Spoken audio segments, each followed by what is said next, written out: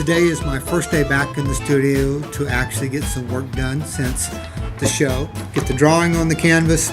I very seldom, if ever, put animals in my paintings. So it was about a week ago, I was looking through my external hard drive, and lo and behold, this image popped up.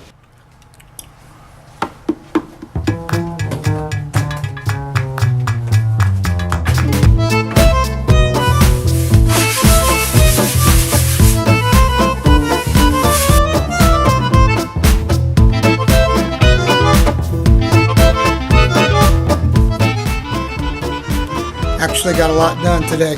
Got the drawing on the canvas, so tomorrow I can actually start getting paint on the canvas itself.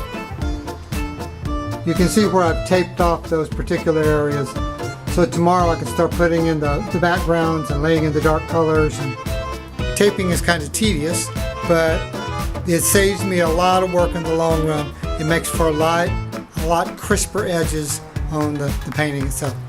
See you later. Bye.